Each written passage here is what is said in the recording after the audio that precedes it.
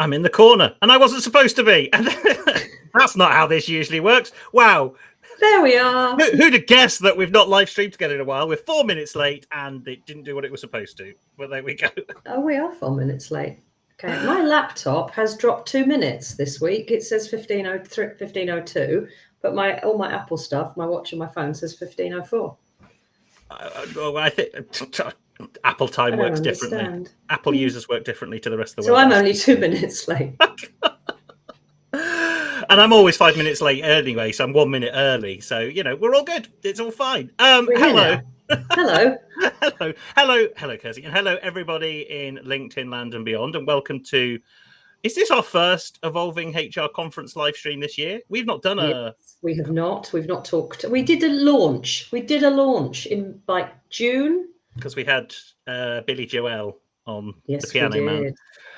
Which we'll talk more about. So, okay, this is the first official countdown live stream to Evolving HR Conference 2025 that is in Bristol, Harbour Hotel. Tickets are available now. What are we going to talk about today? What shall we release? What shall we tease? Well, I love the fact that we've done it with 76 days to go, because like a nice 75 would have been a Saturday. So we've got completely random numbers, haven't we? But we've still put them in the countdown.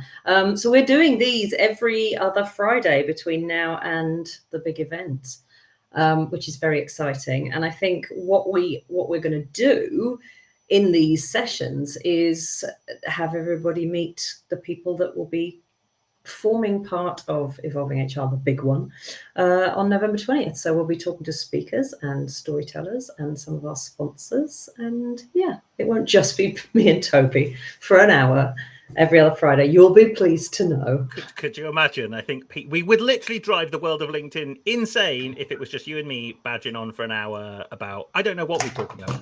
No, I think we'd probably find something. But I can imagine getting emails saying, can I please have a refund on my ticket? I can't take any more of you two. Take it back. Take it back. We didn't plan this, did we? We didn't plan what we were going to do. No, I was just watching, see if the live stream was live, and you were telling me, like, I was watching a whole other Kirsty. I was watching two Kirsties at once, and I was confused about which one of you was actually talking. Why are we doing it in Bristol? Because no one else does. There we go. It's quite simply. I feel like London gets everything. Yeah. Quite honestly. And as much as I love London, I lived there and worked there for many years, London gets everything. So we did Manchester last year because we thought, why not? And there were a lot of people that came down from Scotland, actually, but it's like, why make everybody come to London all the time? We all know that the accommodation is much more expensive in London as well. So we thought we'd do Manchester last year. We're very lucky to find an absolutely incredible venue.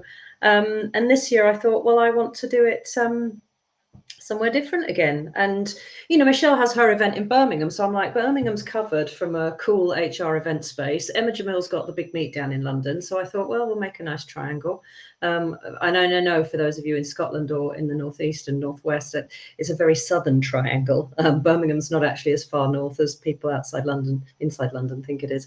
But I'd love to do one in Scotland one day. But this year we've done Bristol. So okay, here's a question for you. If we did one in Scotland, which city would you choose? I would choose Edinburgh because I love Edinburgh. But most of the Scottish HR contacts I have are Aberdeen or Glasgow, so they'd all be right round off if we did it in Edinburgh. I would vote Glasgow. I've worked in Glasgow, and Glasgow is an incredible city. And I think it'd be a very divisive place to put in Edinburgh. Let's put it that way. I think Edinburgh is like going to London, but for Scots, isn't it? Yes, kind of. I think it's like look, I'm not Scottish, so I'm not gonna. But Edinburgh is like an annexed part of England. Really, it is. Okay. It's like the most English part of Scotland, which is why it's where my family are all from.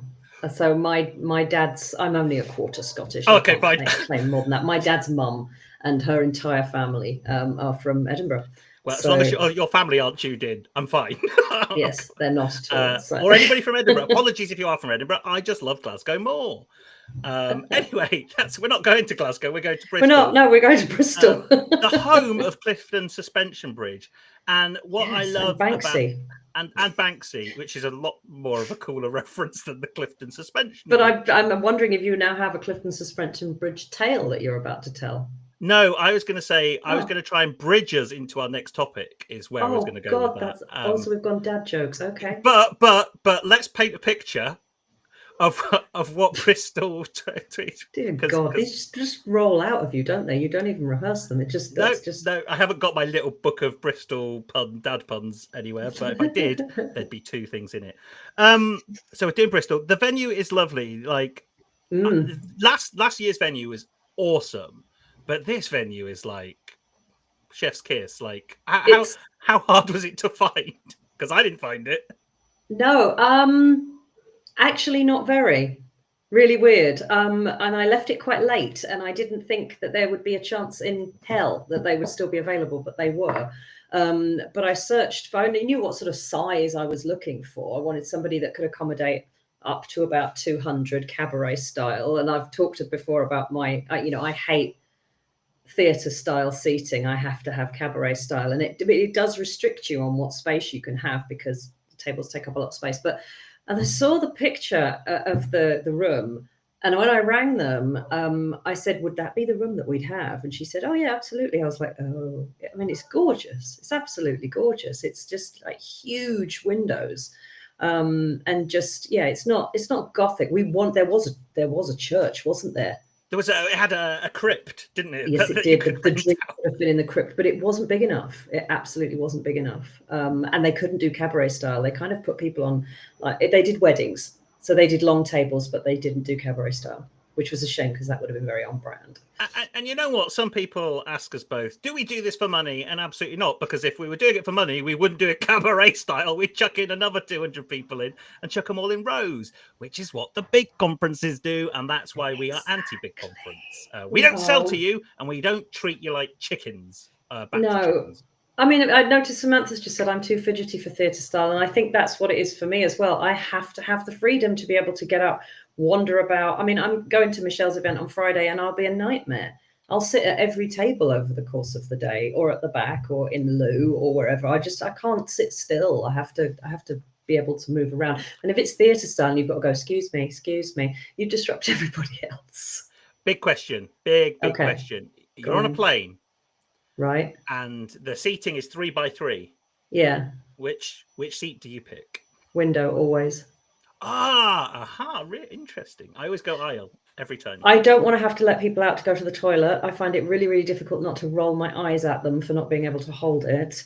I never drink water. I'm practically a husk, so I never need to go to the toilet, even on I would on a transatlantic. But so I know that once I'm in my window seat, I don't have to move. No, oh God, I've given people filthy looks before for deigning to get up and go to the loo. I'm terrible. But no, I literally, the second I get on the plane, it's headphones in, eyes shut, forget that every other person is on the plane, don't want to see you until I land. As a dehydrated husk. A dehydrated husk, yes. I always go ILC. But the good news is, with the Evolving HR Conference 2025 in Bristol, you don't have to make that choice. You do not. There's no middle seats at our event. No, you can move your elbows as much as you want. You can stand up if you like. You can just walk out should you want. But there will be no refunds if you do arrive at any part of the day, and you can't do that. But other than that, it's all good. So we've covered the venue, we've covered the fact that we're in Bristol, we've covered the fact that, oh, look, if you scan that QR code, you can buy your ticket right now, if you haven't done so already.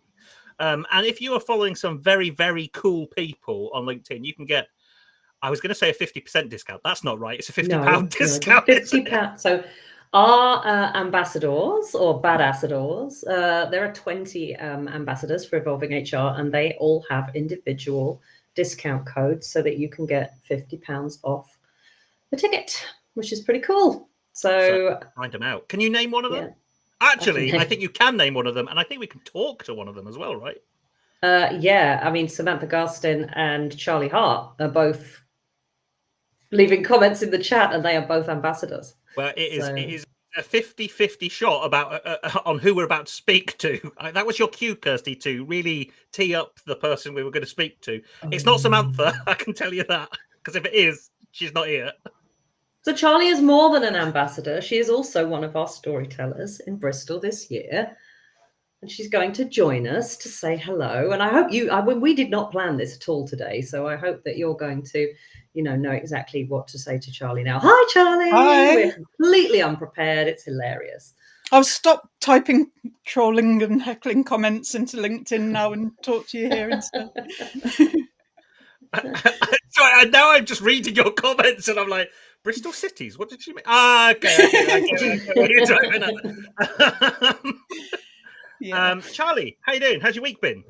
Yeah, good. Well, stressful because back to school and autistic teenagers and all that transition stuff. But yeah, it's been fun. Has it genuinely been fun? Because it doesn't sound fun. Today has. This is my third live stream today. Oh my gosh, I knew you had one other. I didn't know you had two. Yeah. Did you say is this your favourite? I was behind the scenes on the second one because Samantha Garstin was doing her thing, talking about neurodivergence and periods and post what do you call it, and post-menstrual dysphoria. So PMDD. Before that, the HR Disrupt one for my talk next week. So it's all good because these people are all trailblazers and all people I love collaborating with. And you yourself are a trailblazer, right? Yeah. So what are you storytelling about at I was going to ask what you're storytelling about Disrupt. Yeah. That is the ROG conference. That's we've already done. What are you storytelling? It's completely different, there's a different number of slides. 100% different. There is no similarities whatsoever, other than the fact that they might be both 5 minutes long. But other than that, what are you storytelling about at the Evolving HR conference? Yeah, I'm going to be telling an amusing tale of discovering my neurotype. And then a bit about workplace inclusion when you've got a differently wired brain. It will be heaped full of sarcasm, I think. And really, Charlie? Maybe a few swears. From you? Yeah. I love it. I'll be my happy, flappy, awkward self. That's all part of my charm. So it is. It's one of the reasons we asked you to do it is because I love that. I've seen you speak a few times. Enjoy it more and more every time I see you speak. And I've seen you speak on a number of different topics as well. And some of the stuff that you talk about is pretty emotional and serious. And sometimes it's got a little bit more levity. And I never know what you're going to bring, but I love it. Yeah. I'm like the Spice Girls. I can be whatever you want. Be scary. Go on, be scary. That'd be fun. I mean, there are literally 5 different ways this conversation go now. I'm just like, well, okay, which Spice Girl do we go with first? Okay, so we'll start with Sporty Spice. Yeah. In what way do you see a bit of Sporty Spice in yourself? So a lot of that is to do with how I dress. So I'm usually wearing like Adidas leggings, like the 3-stripe ones, but with leopard print. And to be honest, I've been told that I look like a menopausal Avril Lavigne, but I think there's quite an influence of Sporty Spice and Scary Spice as well, because there's leopard print and there's the rock chick stuff and the sporty stuff. So I actually look like I've dressed by falling through the wardrobes of both Avril Lavigne and Sporty Spice. That's really tickled you, hasn't it?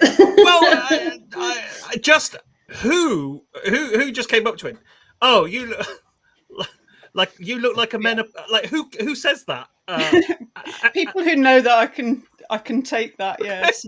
Okay, so it's not just random people in the street. At the same venue that we're at for the Great Geek Together next Friday, the studio in Birmingham, I spoke at a professional speaking association event in April, and somebody asked my friend Michelle, who's the president of the PSA, what was the name again? Sporty Spice. So that's really stuck. That's so funny. I love that. Okay, how are you like Ginger Spice? in that I can be anything you want me to be. Yeah, she said that to Simon Fuller. He was a bit like, oh, I'm not sure about you because you're a bit older than the others. I think she was 25, and she was like, do you know, I can be anything you want me to be. I can be the 16-year-old schoolgirl or whatever. Just give me a chance. And that's very much my energy. We're getting some deep Spice Girls knowledge here. You do a lot of cosplay as well, don't you? And I see that there in the whole anything you want to be. Like I've seen, lots of pictures of you dressed up going to like Comic-Con and things like that. So that fits. That makes sense to me. Yeah, I'm often Harley Quinn or the Scarlet Witch. Oh, I mean, that was going to be my next question. Are you going to be cosplaying at the conference? I'm really tempted, actually. So I thought about it last time, and I thought, no, nobody will be doing that. And then remind me the name of the Michael Considine. Yeah, and what he was wearing, because I can't remember. But Buddy the Elf. That's it. And I thought, why didn't I do that? I could have been Harley Quinn. But I was wearing really cool leggings that are like cherry print, but cherry print skulls. Yeah, I remember it. I remember them clearly because I was like, oh, those are really cool. Okay, let's knock off the other three Spice Girls pretty quickly. We've got Scary Spice, Baby Spice, and Posh Spice. You can take them in any order you want. So Scary Spice, I've got ADHD, so does she, and I wear leopard print.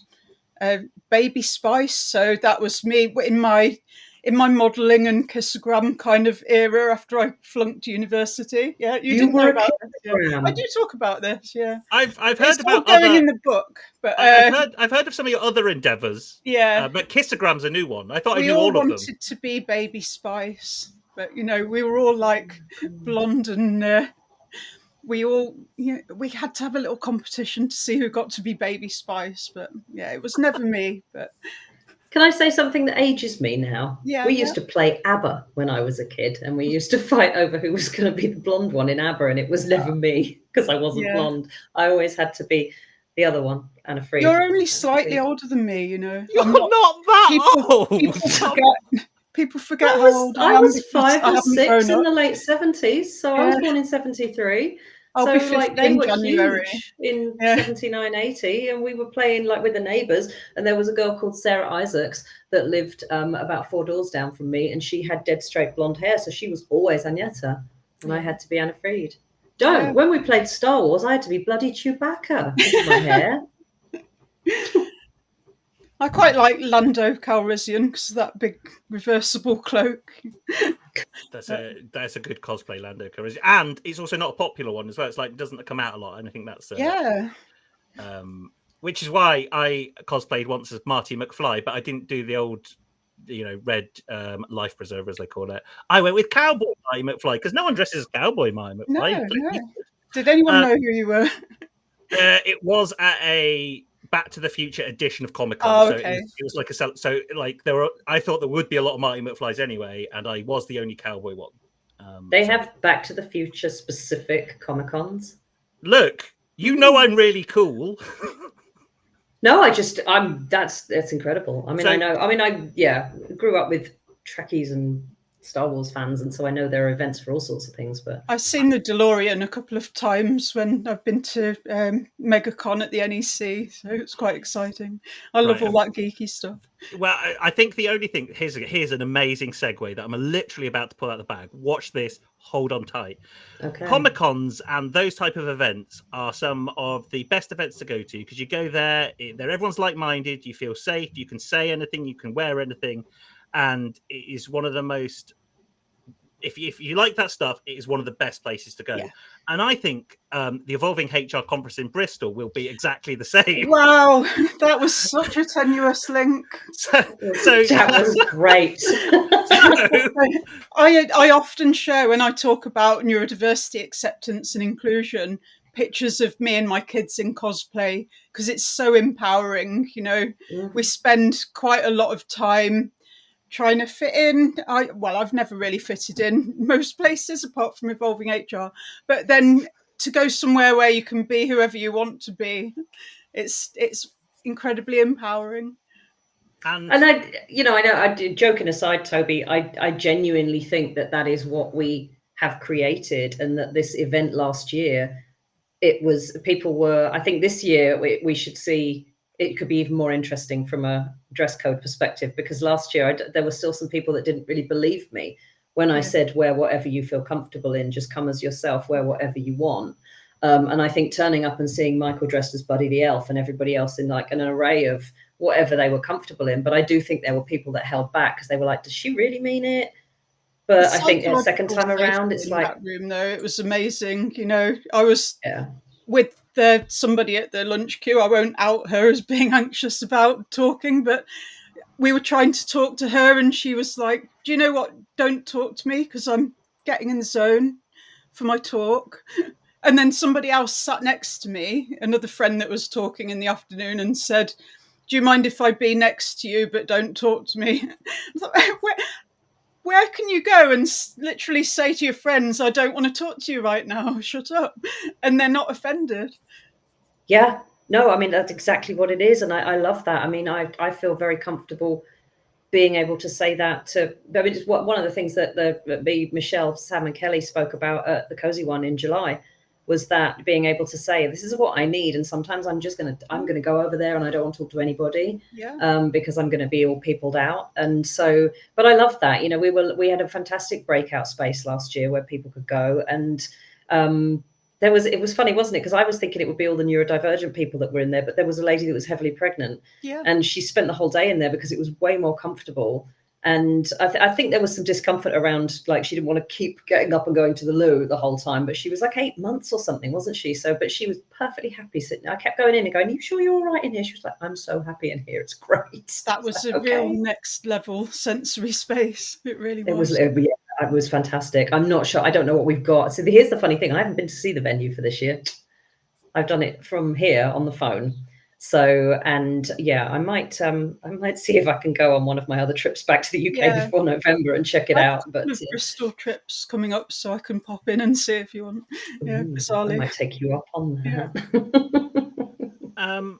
So we kind of touched on a little bit of last year, because obviously you were with us last year, Charlie, and that you weren't speaking last year, but you are speaking this year. And I think it's probably testament to some of that vibe we were talking about, right? That well, you're a professional speaker anyway, which, like, you do this all the time. Yes. But as someone who speaks at a lot of events, what makes you really excited to speak at this one? Oh, it's just the tribe of misfits and trailblazers. You know, I've used this word a lot this week because I go to events and I'm involved in communities where people are doing something really different and refreshing. And evolving HR is absolutely chocker with those people. And it isn't even those that get the stage time. It's everybody that you talk to. It's just that's a huge compliment. Thank you. Yeah. God knows, stale is not a word you'd use. Well, and thank you for speaking.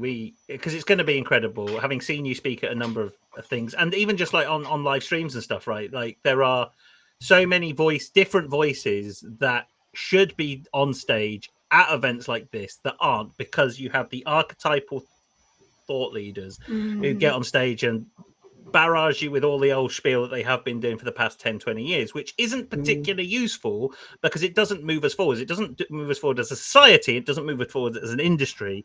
It just perpetuates the same old stuff. And having tuned into your Disrupt HR live stream this morning, like, how you said something really, really fucking cool.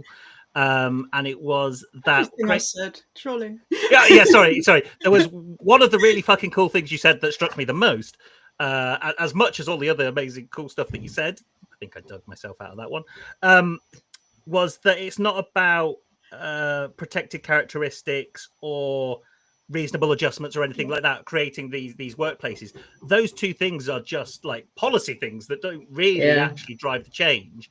And so when you've got someone like yourself getting on stage saying that to a group of people who some might be policy enforcers, helps drive our society and industry forward. And for that, I think we'll be. It's the bare minimum, you know, adhering with the Equality Act. If that's all you do to help your staff to thrive and be engaged in their roles, that's setting the bar really low. It's about good management and good culture, and appreciating that different people have different preferences and needs and different things to help them thrive. Yeah. Claire has just done what I call doing a Kirsty and just called me Tony in chat. Tony, Unless yeah. someone called Tony is here. It's hi, the Claire, B and the N are right next to each other on the keyboard. It is a very easy typo to make. My nails have worn off some of the letters on my keyboard, so that would be my excuse. I think I type with my forehead, and that's my excuse. Lursty, L is next to the K on my keyboard, or Jersty are the two options I have. Okay, all right, okay, that makes sense. Autocorrect will correct it to Kirsty, that's fine. And Charlie, you could be for Harley or Exal. No, neither of those work. All right, Claire, you're dismissed, not dismissed, excused. Kirsty, anything else you want to ask Charlie before we let them go and get another guest on? What are you looking forward to about the rest of the day, apart from getting up and speaking and the vibe? Just the whole thing. The whole thing. I'm quite looking forward to seeing Mark Deeks speak again, because I've you seen him before? I haven't seen his full keynote, no. But I've watched his TEDx, and he was at the Professional Speaking Association conference last October, which I was in, and both of us were part of a scratch band that ended the whole conference. So we had the entire room singing along. Did you play a band? Yeah, it looked spontaneous, but of course it was. I'm sorry, this is a private joke, Toby. This is Michelle, the national president, my friend that happens to live just up the road. She had this idea to launch this theme, Collaboration Evolution, by doing the closing keynote and then inviting a bunch of musician and singer friends to join her on stage. So it's a huge collaborative piece. And then the entire audience was singing along with One Day Like This. Okay, so I like talking to you because you answer my questions even before I get to them. You're like, it's very pleasing to my brain. I'm like, but did you say a scratch band? What's a scratch band? Yeah, so we'd never rehearsed together. It was like a jam. We knew what song we were doing, but we were kind of jamming it. But it was Mark arranged it, sent us all the sort of different pieces of music in the correct key so that we could come together and deliver something that looks really spontaneous, but it was such a powerful moment. Wow, that's incredible. Thinking for 2026. Yeah. Okay, so you're speaking this year, you're playing music next year. The mission is yours to assemble I have been known to sing parody songs at conferences as well.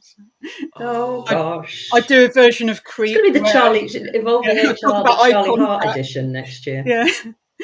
Do you know, and then I will, because this is tangentially related, I think. Do you know the, who sings Even Flow? Pearl Jam. Pearl Jam. One of my favourites. So there is a wrestler who's called himself Stephen Flow, and he comes out as Stephen Flow. Oh, cool. There you go, music and wrestling, two of the things that you aren't necessarily guaranteed at the Evolving HR conference, but there will definitely be mentions. Oh, do we get walk-on music? I bet we don't, do we? We didn't do walk-on music last year, but you're going to sing. I can sing you, I could, for all 16 or however many storyteller speaks, I've got to learn 16 songs. I can't sing. Just a line is good, like, everything is awesome, you know. I could do that. That's an easy. When you're part of a team. At the moment, I think we've got 18 people taking to the stage in Bristol. So I've got to learn 18 a cappella versions of songs. And that's not counting the sponsors that are introducing their unheard voices, or you and me. Okay. So probably about 26 people going to be on stage over the course of the day. That's so you're coordinated. If you could choose any song to be your entrance song, what would it be? Would it be Everything Is Awesome, or would you choose something else?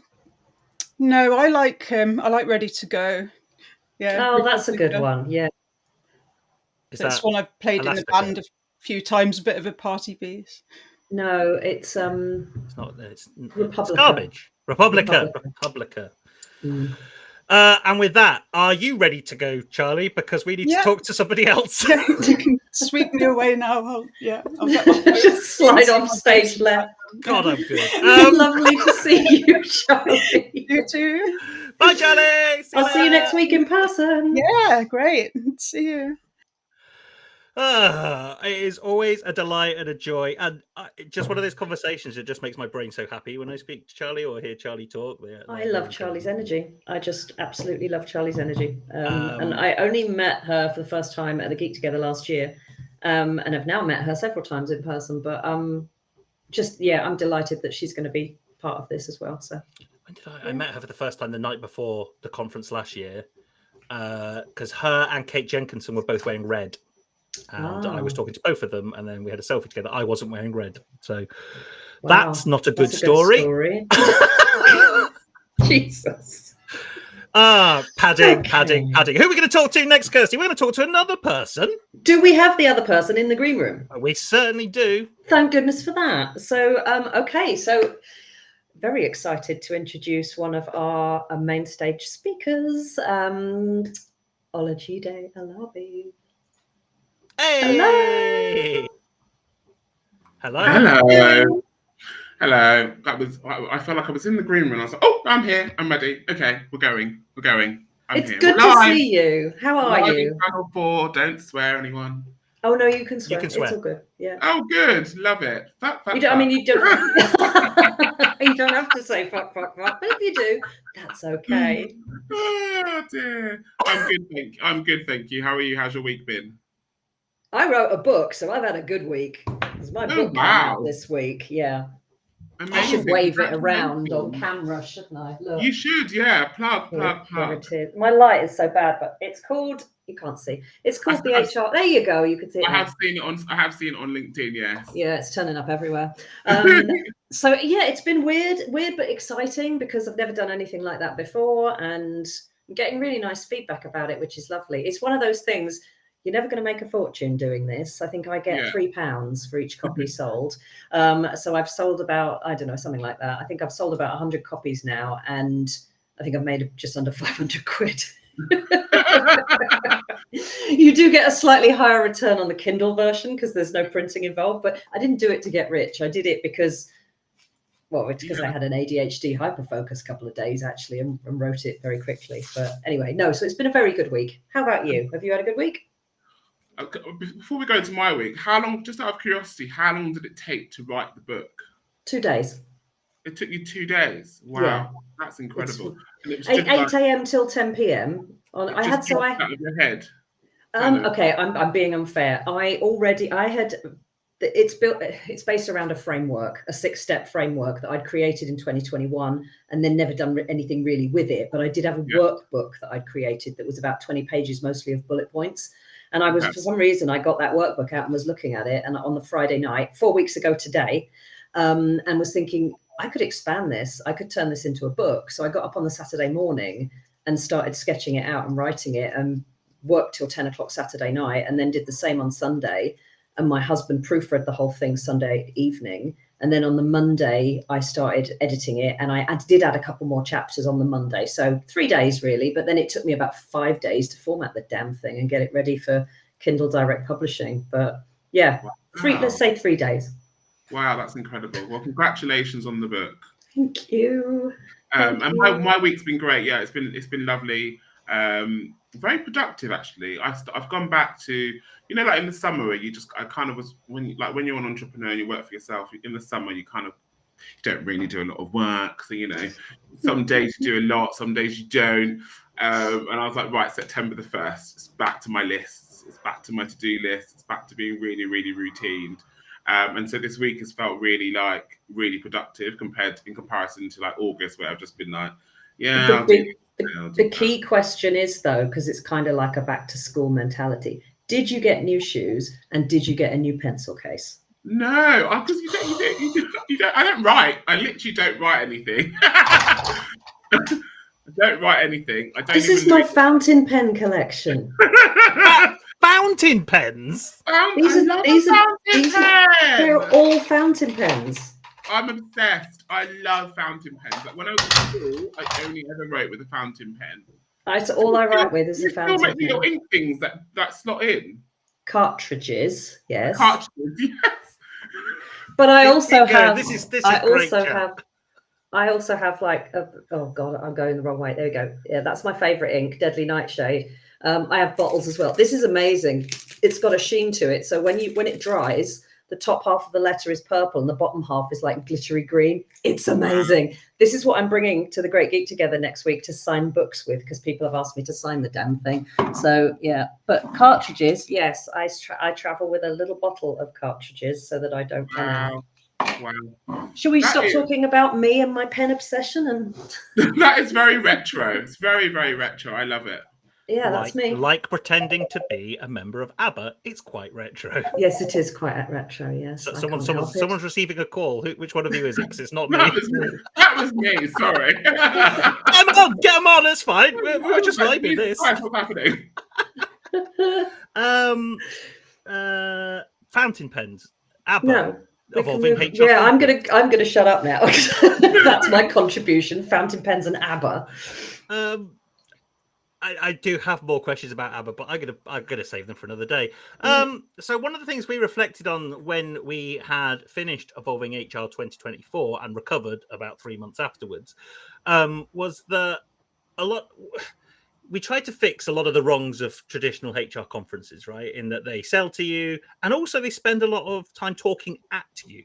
And so we wanted to try and create at least a bit of two-way dialogue, or a little bit of action at the conference. And this is where you come in, because you're not doing a keynote, but you're going to be on stage. So yeah, what are you doing if you're not talking at us? Oh dear, what am I doing? I don't know. Great.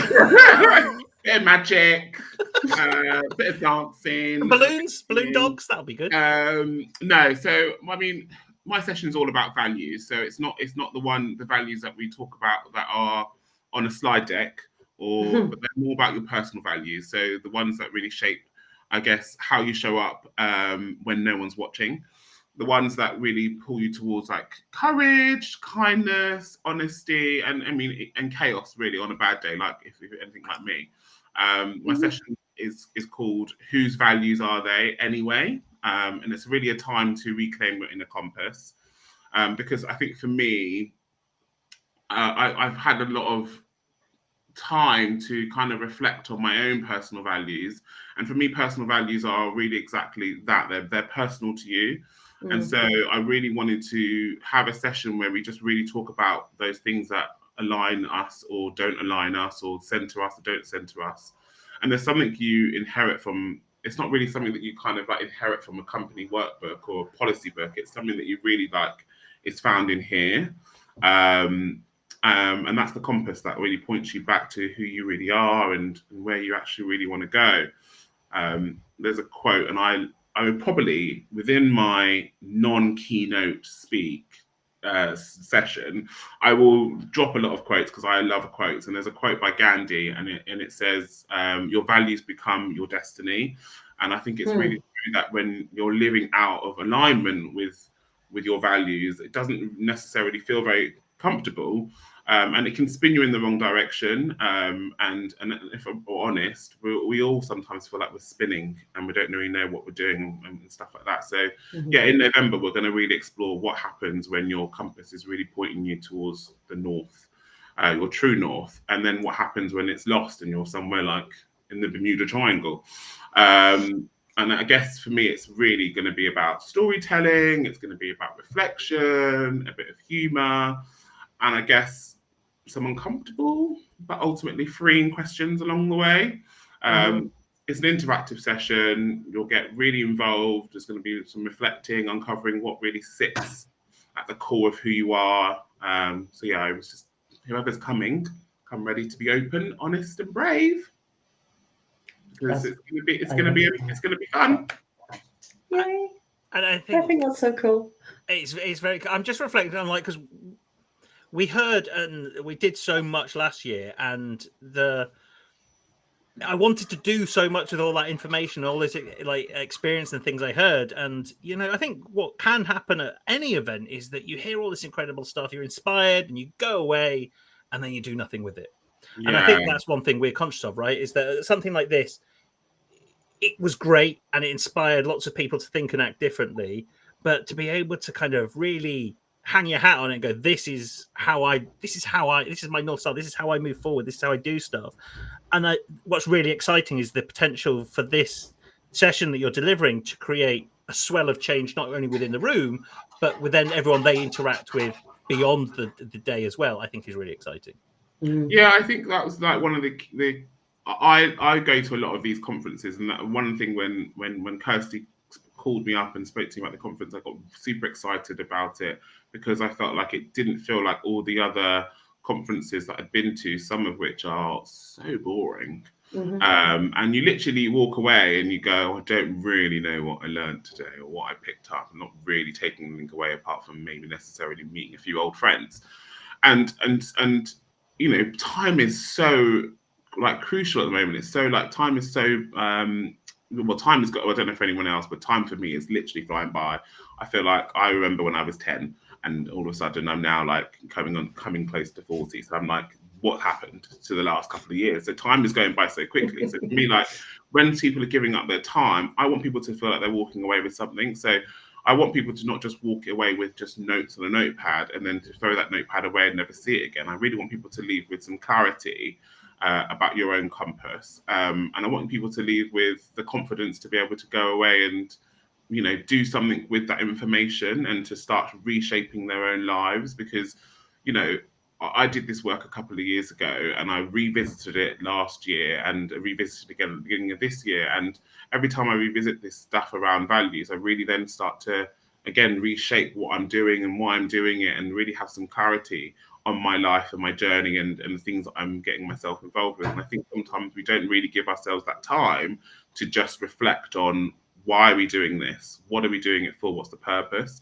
And when you work in HR, you get so lost in a company's values and the company's mission and a company's objectives that you lose your own sometimes. That's what I found when I worked in corporate for so long. So I think this is it's a time for people just to take. I think it's an hour. Is it an hour we've got for my session? It's a great question. I would have to check. I would have to check the spreadsheet on how long it is, but I can't remember off the top of my head. It's a session. It's nice to give. You have some time. It's nice to give people that time to just reflect and to not think about work in that sort of way, to think about themselves, because don't necessarily always have time to think about yourself. You're always thinking about the business you're working for or your clients you're working for. So yeah, this is a real selfish moment for people. I don't think people also often realize that doing that work on themselves or developing themselves will affect or change how they show up at work. So it has an indirect impact on their performance in their role because of how they're showing up. And that's not something I recognized. I always thought that any kind of self-development was a bit indulgent, you know, and like, oh, my company are never going to sign off on me going to this. And after a while, you're like, well, I'll just bloody pay for it myself then because it's important. And I'm a massive advocate for identifying and living by your values because I didn't do it until about 5-6 years ago. And it's funny that I'd never even entered my head that you could have individual values. Do you know what I mean? It's like one of those things that you have a sense of it, but you've never actually put the words to it.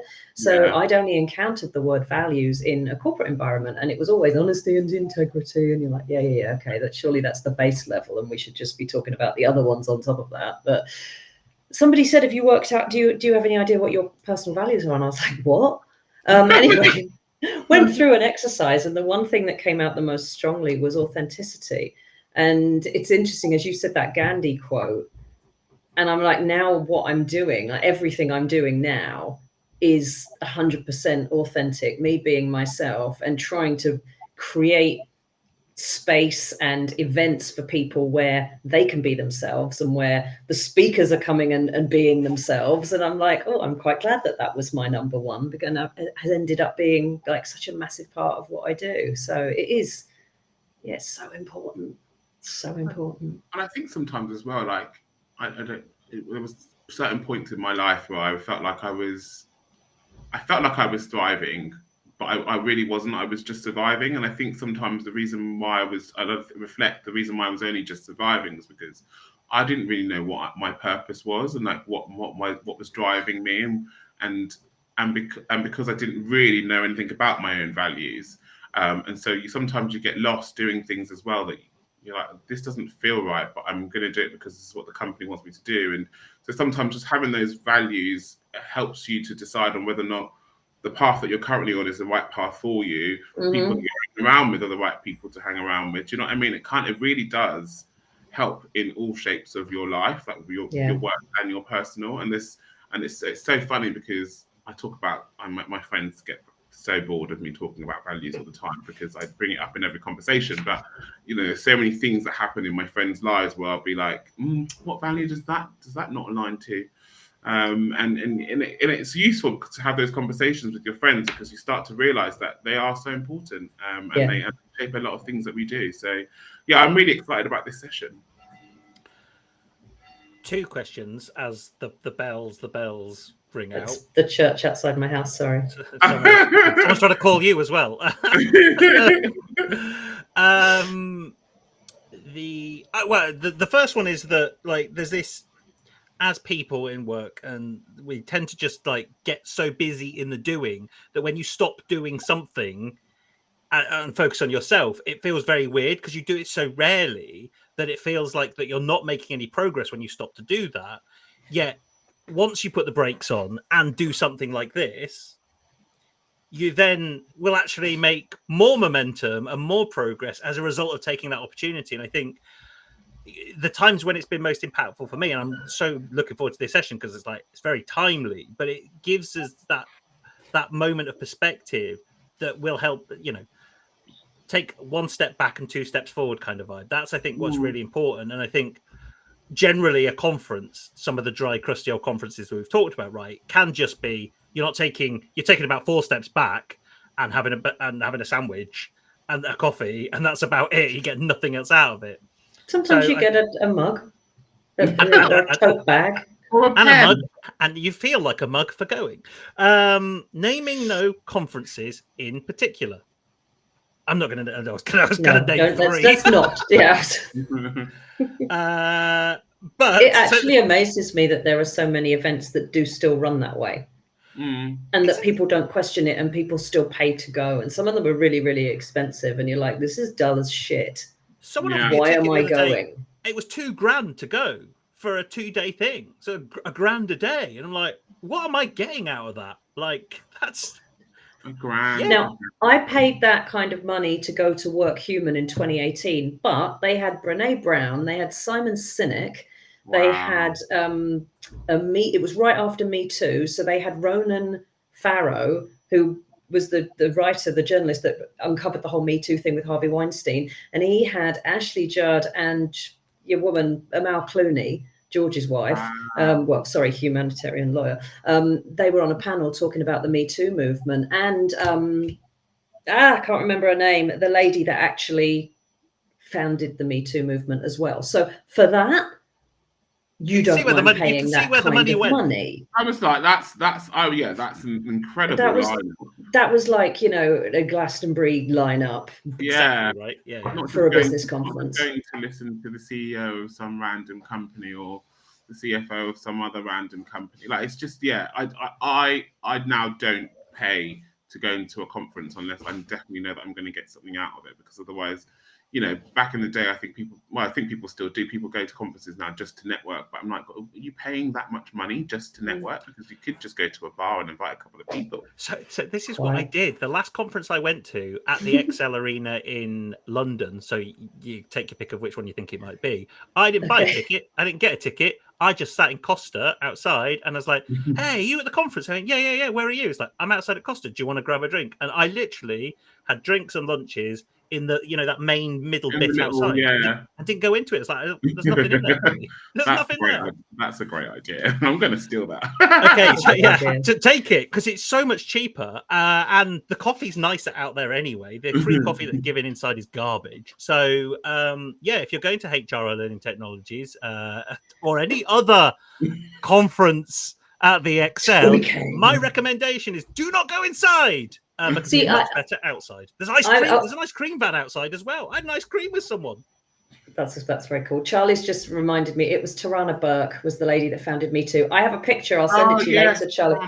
I have a picture with Tarana Burke and Ronan Farrow because they were staying at the same hotel as us, and I'd gone out for dinner with a group of ladies that were also at the conference, and one of them was a lot bolder than me, and she just said, "Can we have our picture taken?" So I've got this like group shot with those two, and it was they were lovely. They were really lovely. Amazing. I went to the Excel for the Festival of Work this year. Now the Festival of Work is free. You know, it's the sponsors that pay for, you know, the exhibitors, sorry, that pay for the event. It's free to go. But it is, I don't know, I thought it was 100% trade show. It's actually, there were quite a lot of panel discussions and things like that as well, that some of them were quite interesting. And I think they actually did a good job. I mean, I'm not the biggest fan, am I, as we know, of the CIPD, but they did a really good job of having like other things for you to go and do as well. And they had like a food court, so they'd set it out like a sort of mini festival. And so that, you know, just sort of aesthetically and the layout and everything was quite well done, but there were way too many people there. Like it was really hard to even get into some of the panel sessions because the little sort of enclosures that they had they were just rammed, absolutely rammed. But it's an enormous venue, absolutely enormous venue. I'd never been there before, but anyway, I'm not a fan. Well, and I think that's too big. It is too. It was vast. Support your local independent venue is what I would say, like the Harbour Hotel in Bristol. Yes. Which is not. You know, we've sold that. We've got the whole hotel. Every room in that hotel is booked for the 20th of November, and it's all people going to Evolving. I do love the Harbour Hotel. I've actually done quite a few training sessions in there before. Is that when you worked for Turtle Bay? Yeah. Yeah, because they're just round the corner, aren't they? Yeah, they are. Yeah. Why, with 5 minutes to go, am I now just finding out this piece of information that you used to work at Turtle Bay? So many other things I want to talk about. We will do that in person because at the Evolving HR conference, there is an opportunity for you to just network and catch up with people, which is nice. Yeah. You know, again, most conferences don't allow that. It's back to back to back to back to back. There's pause, there's reflection, there's chat, and I am very much looking forward to seeing you in November, my friend. Yes, but me too. Thank you so much for joining today. Thank you so much for joining in November, and we'll see you very soon. Thank you so much for having me. Thank you very much. Catch you later. Bye. Bye. Wow, that has been a very, very quick hour. It's like, as we were talking, I was like, what? How are we going to manage the next one when we've got 3 guests? All of the others, we've got 3 guests. That is a good question. It depends who they're all great, aren't they? I can't drop one. We haven't got anybody we can drop, and we haven't got anybody that. But maybe we bring. I don't know. We'll think we could talk about this offline, really, couldn't we, rather than on our live? Oh, it's a good trio as well. Next time, do you want to say who it is? No. Well, 2 of them have the same name, annoyingly. I know. We've got 2 sessions like that. Well, I'll just say it's a hattie sandwich with 2 slices of Sam either side. There you go. If I could be any more Partridge, I would be Alan Partridge. So we're not going to speak again. To end on, isn't it? Really? I've got a question for you, Kirsty. I thought we might do something a little special and just to see if it works. Okay. How about anybody who's made it this far to the end of the live stream? We give them the opportunity to get the discount. Oh, that's a nice idea. It is, isn't it? How do they do that?